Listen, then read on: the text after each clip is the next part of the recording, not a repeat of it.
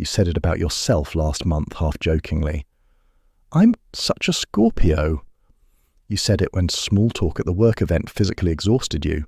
You said it when a friend asked how you were, and you answered a version of the question they hadn't asked because their question wasn't the real one.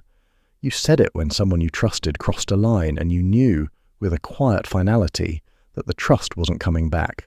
Each time you said it, something in you meant it more than the joke let on. There's a specific psychology behind why you keep reaching for that word, and it has almost nothing to do with the stars. If you're a person who identifies strongly with being a Scorpio, who reaches for that word when you want to explain yourself, the psychology underneath isn't astrological. It's the specific way certain people carry a gravitational pull toward depth, a physical intolerance for surfaces, and a way of loving that takes longer to arrive at and holds harder once it does.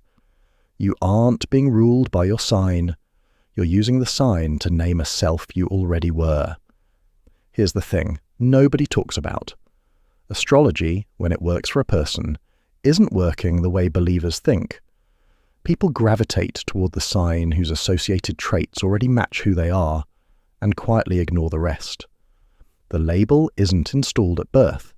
It's chosen unconsciously by resonance. The traits come first, the label comes later.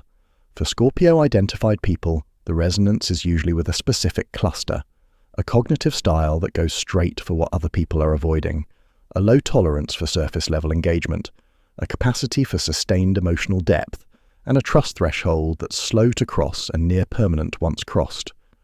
When you read that description and quietly recognize yourself, the recognition isn't astrology, it's the description doing its job, because the traits are real and yours.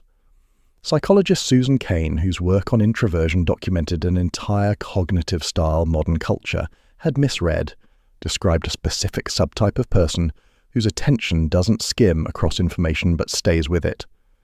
Sitting inside a topic, a feeling, or a conversation longer than most people can. Many Scorpio-identified people are running this profile. Psychologist Elaine Aron, whose highly sensitive person research established a related but distinct pattern, documented a subtype she calls the high sensation seeker, HSP, people who are unusually sensitive and drawn toward intensity rather than away from it. This combination, depth processing plus intensity seeking, is one of the strongest personality signatures associated with the Scorpio identification. Combined with historian Nicholas Campion's work on astrology as vocabulary and Bertram Forer's 1949 Barnum effect study on why generic descriptions feel personally accurate, the picture becomes clear. The sign isn't shaping you. You're choosing the sign because it already fits. Picture this. You're at a party. Someone you just met is telling you a version of the surface story they tell strangers, the job, the neighborhood, the recent trip. You're listening, but part of your attention is doing something specific. It's tracking the small tells underneath the surface story, the hesitation before they named their job, the way their voice softened for one sentence in the middle, the thing they almost said and pulled back from. And before you decide to, you ask a question that goes a level down. Not aggressive, not dramatic, just genuinely curious about the thing they actually seem to care about. Within 2 minutes, you're not at a party anymore.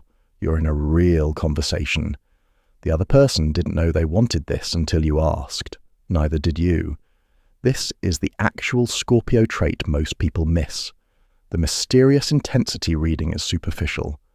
The deeper pattern is a specific gravitational pull toward what's real and a refusal to pretend the surface is enough. You weren't performing depth. You are doing what your nervous system does when it can't stay on the surface any longer. But here's where it gets interesting. The trait cluster associated with the Scorpio identification is one of the most consistently misread profiles in modern culture. Sustained emotional depth gets read as brooding. Slow trust building gets read as coldness. Refusing surface engagement gets read as arrogance. None of these readings are accurate. The Scorpio-identified person is often the one at the table paying the closest attention to what's actually happening under the conversation. But there's more going on than just depth. the Scorpio profile carries a specific relationship to trust that most cultures don't have vocabulary for. Once someone crosses the threshold into the inner circle, the loyalty is unusually total. Once someone crosses out of it, through betrayal, dishonesty, or a specific kind of casual disregard, the exit is nearly permanent. This isn't grudge holding. It's a nervous system that took a long time to open and cannot undo what learning taught it. And here's the kicker. The cultural framing of Scorpio identification has been almost entirely as evidence of intensity or darkness. That framing misses what's happening. Scorpio-identified people aren't drawn to darkness for its own sake. They're drawn to what's real, and the real things in a life often happen to be the ones the surface culture treats as too dark, too heavy, or too much to name. The vulnerability underneath the intensity is real. The private fear of being read as cold when the state is the opposite, of being seen as withholding when the withholding is just slow arrival, of being called intense when intensity is simply the depth other people are declining to enter. Now, let's be honest. 3 things at once. First, the traits described in this video are real, but the astrological mechanism isn't. The stars don't cause the traits. The traits exist independently, and the sign is a vocabulary. Second, many people who share these traits don't identify as Scorpios at all. They were born in other months, and they'd find this framing strange. The trait cluster isn't limited to Scorpio-identified people. Third, some people identify as Scorpios without actually having these traits. The identification came from Barnum effect resonance, with generic descriptions of intensity or mystery, not from a real match with the deeper pattern. But for the person who read this video's title and felt quietly seen, the one who reaches for Scorpio as a way to name a self that runs under everything you do, here's what's happening. You aren't being dark, you aren't being cold, you aren't ruled by your sign. You're carrying a specific and documented trait cluster, depth processing cognition, sensitivity paired with intensity seeking, sustained emotional stamina, a slow-forming and durable trust profile, and the specific vulnerability of being read incorrectly by people who see only the surface. The work isn't to abandon the label.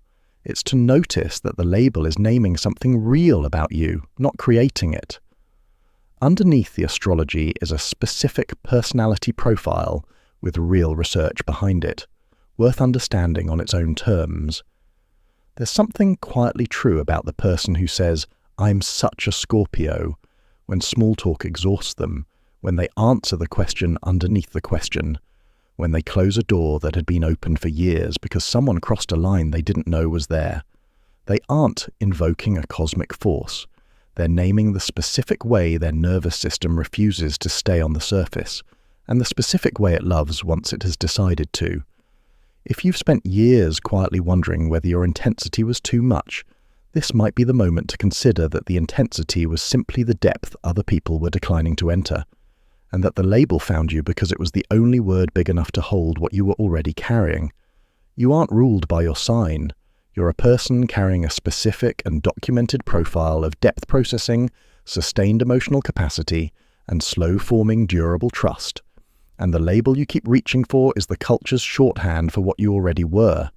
If you're the person I've been describing for the last 8 minutes, the one who reaches for the Scorpio label when you want to name a self you don't have other words for, I want you to hear this. The label isn't the point. What it's naming is real. You have a documented, coherent personality profile, and the culture handed you the astrological vocabulary because it never gave you a psychological one. If any part of this landed for you, I'd love to know. Tell me in the comments about a moment when the Scorpio label felt like it named something real, or a moment when someone read your depth as coldness and you knew they had it exactly wrong. If you want more videos that name what's actually happening in the patterns most people never have the language for, that's what this channel is for. Hit subscribe. See you in the next.